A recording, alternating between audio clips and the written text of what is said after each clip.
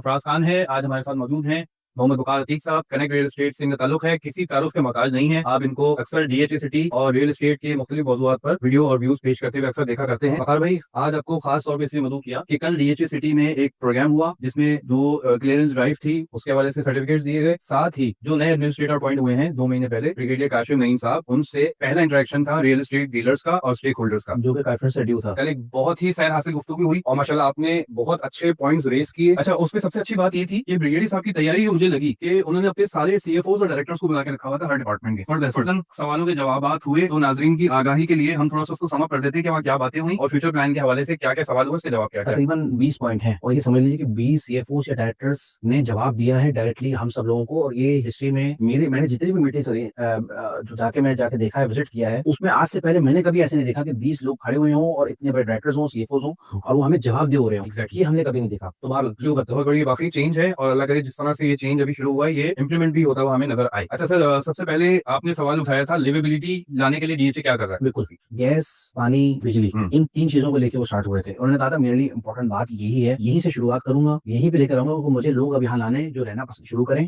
और जिस तरह का यहाँ पे डेवलपमेंट है वो इस्लामाबाद की टक्कर की है। जिस तरह का यहाँ मौसम है, जिस तरह का यहाँ लैंडस्केप है, और मैं चाहता हूँ सबसे पहले गैस, बिजली और पानी को लेकर आ जाए। बिल्कुल, गैस के बारे में भी आप डिस्कस करोगे, इनकी टाइमिंग क्या थी, क्या टाइमलाइन था? गैस के लिए उन्होंने टाइमलाइन ये दी कि जो सुई गैस से उनकी बातचीत चल रही है, जो कि बकौल इनके 1 साल के अंदर सुई गैस इनको कनेक्शन फराहम कर देगी और उसके बाद इन्होंने अपने इंटरनल जो लाइनिंग वगैरह का काम करना है वो ये मुकम्मल करेंगे, गैस की सप्लाई पहुंचाएंगे सेक्टर वाइज। पानी के बारे में बात करें। पानी के बारे में उन्होंने बताया कि जी पानी के लिए 5 ओवरहेड टैंक्स और 6 अंडरग्राउंड टैंक्स हमारे हॉल्ट हुए थे। उनको उनसे बेसिकली सारे सेक्टर्स में पानी पहुंचना है ना, तो अंडरग्राउंड टैंक फाल नहीं थे, जिसपे फाल करने के लिए फंड रिलीज किया गया है। सबसे बड़ी उन्होंने एक बात कही कि मैंने आते ही हर काम का फंड रिलीज किया। ठीक है, ओवरहेड टैंक्स को फिनिश करने का काम चल रहा है, अंडरग्राउंड टैंक से जहाँ से पानी सप्लाई होना है इंशाल्लाह अप्रैल तक का मुझे जो टाइम उन्होंने कहा है कि 14 अप्रैल तक जब मिले एफएसए की जो कंप्लीशन डेट जो उनके ऑफिसर्स ने उनको दिए, तो उसी लिहाज से उनका भी प्लान यही कि अप्रैल तक कर लिया है। तो मेरे लिहाज से अगर हम जून जुलाई का टारगेट भी रखें तो बुरा नहीं होगा, क्योंकि बुरा नहीं कि वो ट्रांसमिशन के जरिए पानी ओवरहेड्स के जरिए और ये अंडरग्राउंड के जरिए घरों तक पहुंचे। बगैर 14 में सेक्टर 3 में अगस्त के बगैर पहुंचे। आप ग्रिड स्टेशन इन हाउस बनाने जा रहे हैं और उसके साथ साथ ट्रांसमिशन को भी मुकम्मल करेंगे, जिसको मुकम्मल करने में इनको 2028 का टाइम चाहिए। बिल्कुल, और ये छोटा काम नहीं होगा, अरबों रुपए की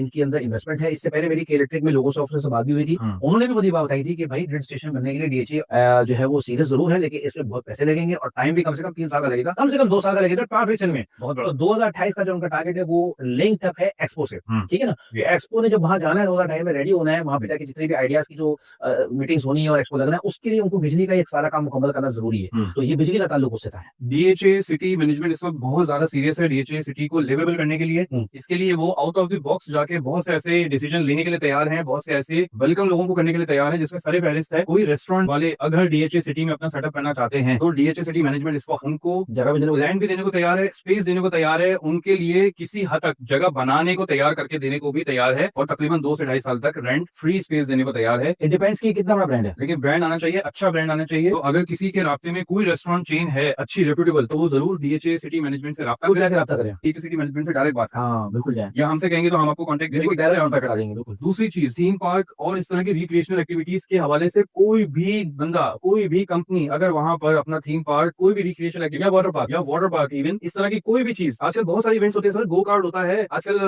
पेंट बॉल होती है, बहुत सारे इवेंट्स होते हैं ना। अब आज मैंने देखा बिन कासिम के अंदर पेंट बॉल का वो भी प्राइवेट लोगों ने लगाया हुआ है ना, अच्छे पढ़े लिखे लड़के, उन्होंने पेंट बॉल का अपना सेटअप बनाया वहां पर। जाहिर है गवर्नमेंट ऑफ सिंध को कुछ ना कुछ टैक्स दे रहे होंगे ना, पेमेंट कर रहे होंगे। भाई मेरे हाथ से करना चाहिए और ये मेन ऐसे पॉइंट्स है दोनों जिसके लिए डीएचटी कराची पैसे भी खर्च करने को तैयार है और जगह भी देने को तैयार है। बिजली का खर्चा आप करें, अपनी मार्केटिंग आप खुद करें, अपने खर्चे जो महीने के खुद आप भरें, तो उस लिहाज से वो जगह देने को तैयार है, किराया लेने को शुरू में तैयार नहीं है, आगे चल के जो और मेन जगह भी देने को तैयार है। सेक्टर 2 के एंट्रेंस के पास लेफ्ट साइड पे जगह सेक्टर 2 में वहां भी देने को तैयार है में भी। और इसके अलावा जो जहां बिजली से बाहर मेन गेट के बाहर सेक्टर 3 में जहां विजिटिंग सेंटर है, पास ऑफिस, वहां किसी अच्छे कैफे के लिए वो एक बंदा ढूंढ रहे हैं, वो कैफे बन चुका है, डेवलप तैयार कर दिया, डीएचए भी बना दिया, उसको ऑपरेशन करने के लिए बंदा ढूंढ रहे हैं, कोई कंपनी ढूंढ रहे हैं जो कि रेस्टोरेंट का बैकग्राउंड रखे हो और वो उसको जाके लीड करे, उसको मार्केटिंग भी करे, उसकी मार्केटिंग भी करे, ताकि लोगों को ज्यादा फुटफॉल भी है। इंटरनल वो एक क्लब बनाया गया जिसमें छोटा सा सिनेमा, एक जिम बना है वहां पर, उसके अलावा जकूसी है, स्वाना है, उसमें मजा भाई क्या है, बहुत जबरदस्त, जैसे हमारे माई जी में इतिहाद कमर्शियल में एग्जैक्टली उसी तरह की जगह बनाई गई है कि आप जब वहाँ जाएं तो रिलैक्स करो। फूड सिस्टम वहाँ पे बनाओ, बेहतरीन चीज है। मैं जबरदस्त चीज है, क्लब बन चुका है, तो उसको ऑपरेट करने के लिए कोई ना कोई टीम चाहिए उनको। एक्सपो के लिए उन्होंने कहा कि जी 2028 का जो एक्सपो है, गालिबन उनका इशारा आइडियाज 2028 की तरफ था। वाज़े तौर पे उन्होंने कुछ नहीं कहा, लेकिन हमें लगा ऐसा कि वो एक्सपो 2028 जो कह रहे हैं वो आइडियाज की बात कर रहे हैं। तो इसका मतलब 2 से 3 साल में expo centre fully 2028 next point भाई साहब। नेक्स्ट पॉइंट था, अच्छा एक अंडरपास उन्होंने बनाने की बात की मेन गेट पर। क्या ये मुझे समझ में नहीं आया, क्यों बना रहे हैं, बिला वजह का खर्चा किस लिए कर रहे हैं, जब हम ऑलरेडी फेस सेक्टर 2 से आ सकते हैं और हैदराबाद से हाँ सेक्टर 2 से लकी सीमेंट का भी इंटरचेंज है, वहां से भी आ सकते हैं और फिर हैदराबाद से आने वाले तो अप्रोच ही हमारी गेट से वो तो इजीली इजी आ सकते हैं। तो इस अंडरपास की बिला वजह की जरूरत क्या है, ये बिला वजह की मुझे इसमें ये लगता है कि अब आज तक भी हम तो खैर आदि हुए, हम तो आंखें बंद करके भी ट्रैवल करते हैं अंदर। जो नया बंदा जाता है ना, उसको सेक्टर 1 से और हेड ऑफिस तक आने में या फैसिलिटेशन सेंटर आने में बहुत मुश्किल है, रास्ते में भटक जाता है। वापसी जिसके पास एम टैग नहीं होता वो वापसी में भी भटक जाता है। मुझे रिहाइश हो गया तब कल होना ये काम सारे 3-4 साल बाद कर लेना। अभी तो जो सेक्टर 4 और सेक्टर 7 के दरमियान का जो फ्लाईओवर है उसको कंप्लीट कर लें, या रिहाइश आने के लिए सोसाइटी लॉन्च कर दें। मतलब और बहुत सारे जगह है ना जहाँ पे ऐसा कुछ किया जा सकता है। लेकिन मेरा जो पॉइंट ऑफ व्यू है ना, देखिए इतने सालों से हमारा 2016 से मेन गेट बना हुआ है, फंक्शनल है, लेकिन आज तक फुली ऑपरेट नहीं हो। इस पे अरबों रुपए लगा दिए उन्होंने, वो भी लगा दिया ना सर, ऑपरेशन नहीं हुआ। ऑपरेशन आप मारे सेक्टर 2 से, हम सेक्टर कितनी बुरी जानी बात है। और सेक्टर 2 में कोई सिक्योरिटी मेजर नहीं है। आपको पता है ये जो मेन गेट है इस पे कितने सिक्योरिटी के सेंसर और आलात लगे हुए हैं, लेकिन यूज नहीं हमारा। उसको यूज करने के लिए और ऊपर लगा दो। सर लगा दो ना सर, वो यूज तो हो ना। चलो इसका मतलब ये कि डिफरेंस ऑफ ओपिनियन का मतलब ये कि कुछ लोगों का सोचना है कि बनना चाहिए, कुछ लोगों का नहीं। बाल मेरे लास्ट से पैसा के इन्वेस्ट होना चाहिए था, बिल्कुल बिला वजह इनको मिसगाइड किया जा रहा है। लेकिन आगे बढ़े। लेकिन खुशाइन बात है, अंडरपास बन जाएगा। अच्छा उससे होगा क्या, कराची से जाने वाले डायरेक्टली मेन गेट से डीएचए सिटी में एंटर हुआ करेंगे, और अगर मेन गेट से निकल के आपको हैदराबाद जाना है तो आप डायरेक्ट अंडरपास के थ्रू हैदराबाद की तरफ रुक कर लिया करेंगे। अच्छा जी, ईवी बसेस के बाद हुई कि भाई पहले ईवी बसेस जो है वो बहुत ज्यादा तादाद में चला करती थी, सारा दिन 1 घंटे के वक्त करें आना जाना सहा रहता था। 6 से 7 ट्रैवलर्स हैं। अब जो ईवी बस है वो सिर्फ 2 सुबह आती है 1-1 घंटे के फर्क से, और 2 शाम को। उसका रीजन है ना, ट्रैवलर्स नहीं है, बिल्कुल भी रहायशी नहीं वहाँ पर, किसके लिए आना जाना करेंगे वो। ट्रैवलर्स नहीं है, इसलिए ईवी बसेस को शॉर्ट कर दिया गया है। दूसरा एक पॉइंट और भी था कि ईवी बसेस अपना खर्चा ही नहीं निकाल पा रही क्योंकि ट्रैवलर नहीं है। और चार्ज बहरिया में जाके होता है, पहले बहरिया टाउन में है, पहले बहरिया टाउन उसको पे करता था, और बहरिया टाउन उसको पे नहीं कर रहा। पहले वो दिन रात काम करता था, अब वो सारा बसेस को चार्ज करता था, अब वो सिर्फ दिन में काम कर रहा है तो वो 8 बसेस को चार्ज कर पाता है। इसकी कैपेसिटी का भी मसला है और डीएचए सिटी से ट्रैवलर्स का भी मसला है। मुझे उम्मीद है कि जब ट्रैवलर्स बढ़ेंगे तो ये मसला भी हल हो ये जाएगा। मसला हल हो जाएगा, बसेस और आ जाएंगी। डन। अच्छा एक और बड़ी खुशाइन बात थी, बग्गी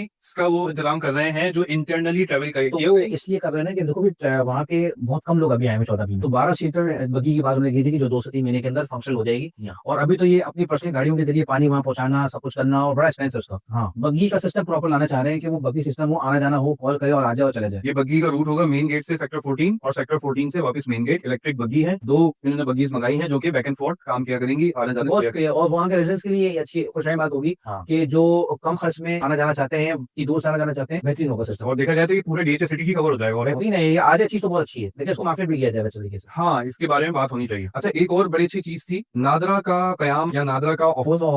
भाई जबरदस्त, बहुत जबरदस्त आईने खुशहाली बात है कि नादरा वहाँ आ रहा है, बेगम फुटबॉल बड़ा प्रोजेक्ट है, बहुत अच्छा है। अब लोग कह रही है लोग तो है नहीं। हाँ तो फिर नाम भाई लोग आएंगे भी तो सही। मैं कहता हूँ भाई कराची के आवाम को सहूलत चाहिए भाई, लोगों को सहूलत छोड़ो, सहूलत चाहिए कि भाई ट्रैवलिंग करके जाएं, कैफे में से जाते हैं 80 किलोमीटर की गाड़ी, एक नॉर्मल एवरेज खाना अपने काम के लिए नादरा ऑफिस के नीचे जब यहाँ रश लगा हुआ होता है तो वो चीज जाएंगे, वहाँ नाटक भी बना लेंगे और सिटी को कर लेंगे। मैं कहता हूँ बेहतरीन है, फुटफॉल लाने के लिए बेहतरीन ख्वाहिश है। अच्छा नादरा का ऑफिस जो आ रहा है आईसीटी बिल्डिंग जेरे तामीर है, सेक्टर 3C5 में जहाँ लाइट बैंक है, एलाइट बैंक के बराबर में इस बिल्डिंग पे काम हो रहा है, उसमें नादरा के office. Excellent job, excellent job by DHT administration, good job. इस तरह के मजीद इकदाम होने चाहिए। ऐसा पासपोर्ट लेकर आओ, वहाँ पे मैं कहता हूँ बहरिया वाले सारे ड्राइविंग लाइसेंस आना चाहिए, तो लोगों से बहुत मिले क्लास है। ये एडमिनिस्ट्रेशन का फायदा ये ना, ये पोस्ट कर सकते हैं लोग, पाकिस्तान पोस्ट लेकर आओ, टीसीएस लेकर आओ, ये सब चीजें ये बहरिया के जितने भी लोग यहाँ पे आकर सारे काम कर लेंगे, सब नहीं होंगे। अच्छा एक उन्होंने इंटरनली बताया कि मर्दमशुमारी हम करवा रहे हैं।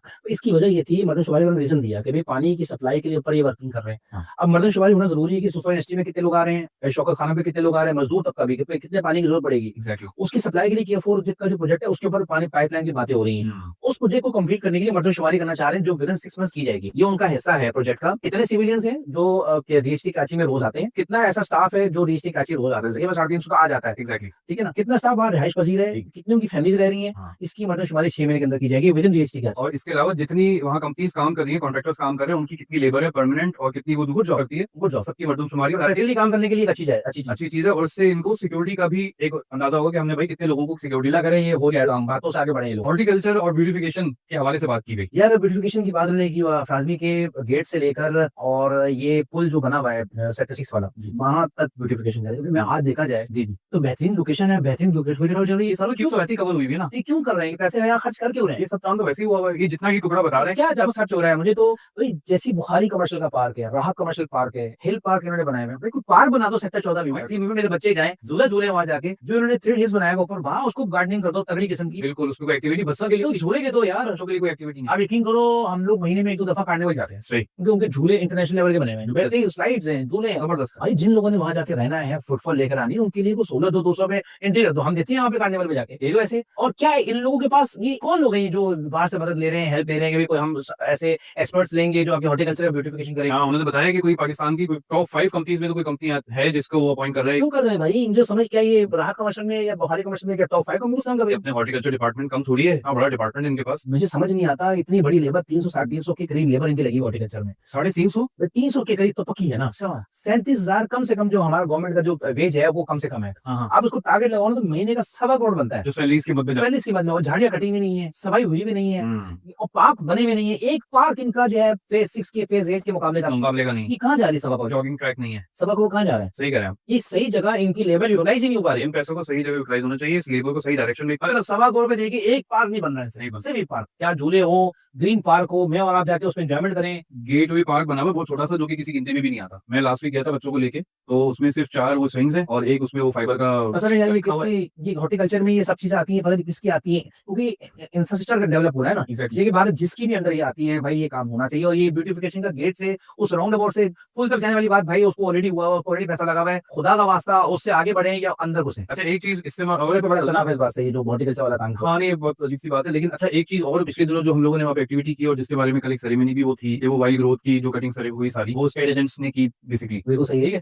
तो उस पे लोगों का भी बड़ा सवाल कभी आता है, कभी हमारी मार्केट के लोगों का भी बड़ा सवाल आता है, हमारे एजेंट क्या? कि भाई ये ब्रोकरों का काम थोड़ी था, ब्रोकर क्यों कर रहा है। लेकिन इस पे जो उन्होंने ब्रिगेडियर साहब ने जो अपना पॉइंट ऑफ व्यू दिया, मुझे उससे बड़ी तकलीफ मिली। उन्होंने कहा भाई कि ये जो ड्राइव थी ना, ये बेसिकली डीएचए सिटी को ग्रीन, क्लीन और ब्यूटिफिकेशन के लिए ड्राइव थी, जिसमें हमारे रियल एस्टेट पार्टनर्स ने हमारा साथ क्या हर्ज है? आप देखो जापान के लोग, आप देखो वीडियोस निकाल लगा के अपने घरों को, अपने बाहर नहीं साफ किए ना, अपने स्टेडियम को साफ करो, अगर उन्होंने घर में, ये तो क्या हो गया? लेकिन सिर्फ एक चीज की कमी मुझे इसमें लगी कि यहाँ पर अर्निंग के बारे में कोई बात नहीं की गई कि ट्रांसफर से हम पैसे कैसे कमाएं।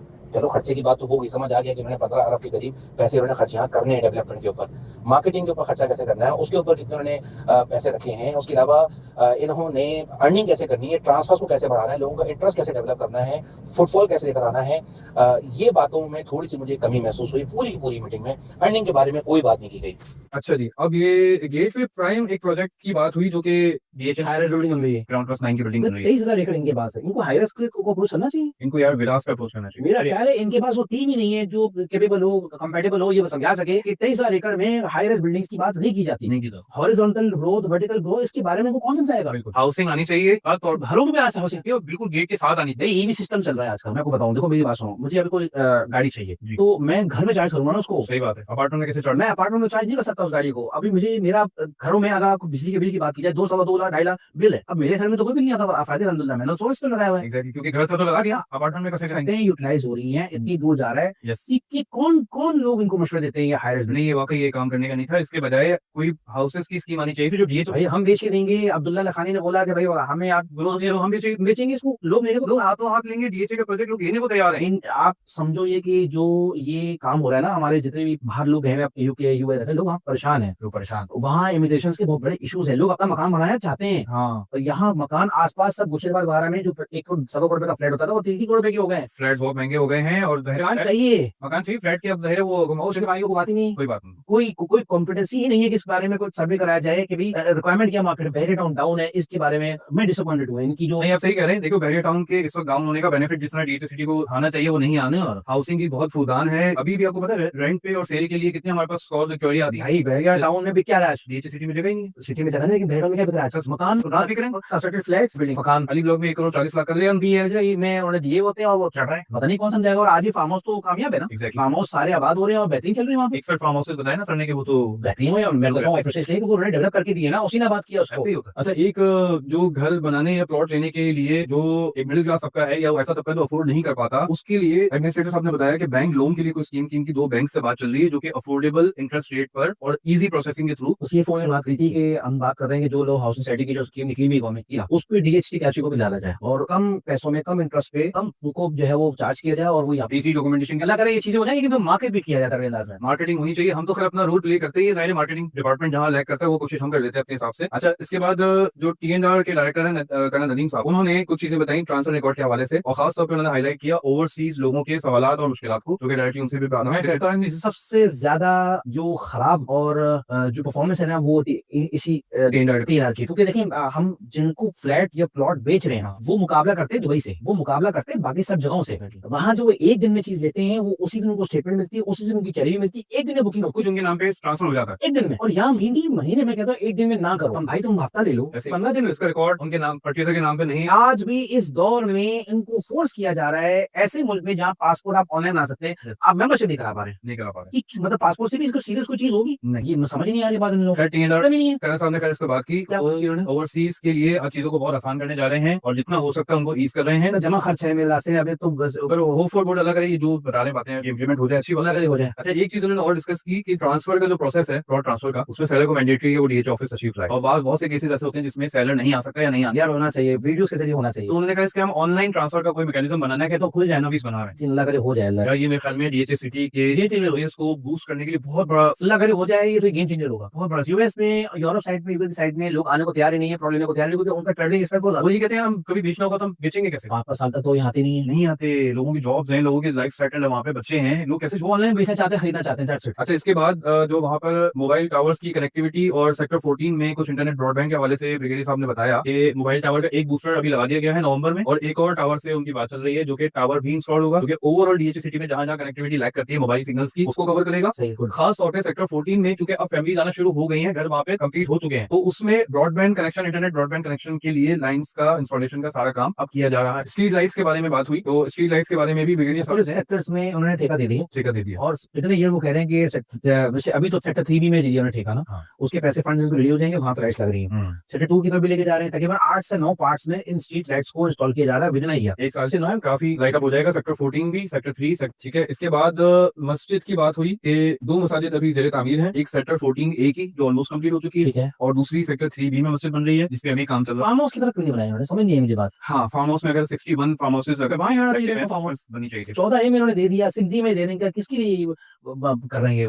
3B में दे रहे हैं, हालांकि 3A में जामा मस्जिद मौजूद है और 14A में मस्जिद ये पहले का भी आने सर 14B में आबादी है, मस्जिद 14A में बन रही है। सुल्तान है, कौन जाएगा वहाँ पर? कौन जाएगा? तो इनको बत्तों की तरह कौन लोग हैं? एक और मजे की बात बताऊं, 14B वाले जो रेजिडेंट्स है ना, उनके लिए चारों तरफ से बाड़ लगा दी गई है, फेंसिंग कर दी गई है ताकि उनकी सिक्योरिटी आसान बनाई जाए। एक ही रास्ता खुला हुआ है, वो रास्ता पता है कौन सा खुला हुआ है? 13B के सामने वाला। अगर किसी को मस्जिद जाना भी है वो रेजिडेंट को, तो 14B के सामने से निकलेगा, पूरा घूम के 14A में जाएगा, वहां नमाज पढ़ेगा। भाई इनको कौन, हालांकि उससे नहीं, सामने गेट है, वो गेट बाड़ लगा के बंद कर दी। इनको कौन देता है मशवरा? मैं तो हैरान हो गई है एडमिनिस्ट्रेशन। भाई 14 इनको पता चले, इनको अंदर के लोगों को पता चले कि प्रॉब्लम्स क्या है, समझ से बाहर चाहिए। 14B में रिहाइश है, 14B में मस्जिद होनी चाहिए, पार्क होना चाहिए, 14 यहाँ मार्केट होनी चाहिए। डेवलपमेंट के ऊपर मजीद बात हुई, ब्रिगेडियर साहब ने डेवलपमेंट जो ऑन ग्राउंड किसी सेक्टर्स के हवाले से बात हुई, तो उन्होंने कहा कि जी 2023 से जो काम रुका हुआ था सेक्टर 6, सेक्टर 60 और सेक्टर 4, इनके काम रुके और वाकई हम ऑन ग्राउंड भी देखते हैं काम रुके हुए। इनके लिए फंड दे दिए, लगा भाई 15 अरब के करीब डेवलपमेंट के ऊपर मैं खर्चा करने जा रहा हूँ और ये 15 सेक्टर बड़ी मोटी डेवलपमेंट के ऊपर, इसमें सेक्टर 9, 12, 14 और सेक्टर 4 और 6 के फंड्स मैंने देने,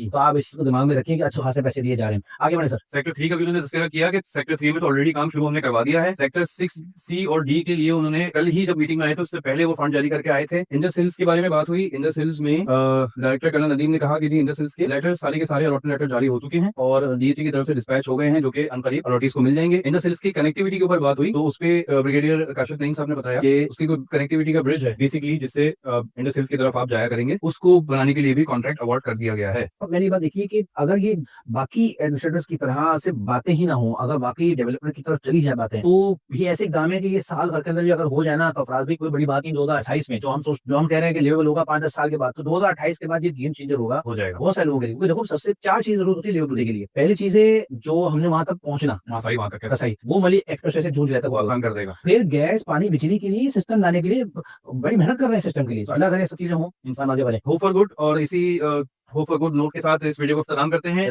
मजीद सीरीज के अलावा DHA के हवाले से कोई भी इन्फॉर्मेशन लेना चाहते हो, DHA साइट का विजिट करना चाहते हो, या अपने किसी प्लॉट केसेस में लेना चाहते हो, हमसे रब्ता कीजिएगा। जज़ाकल्लाह खैर। Thank you.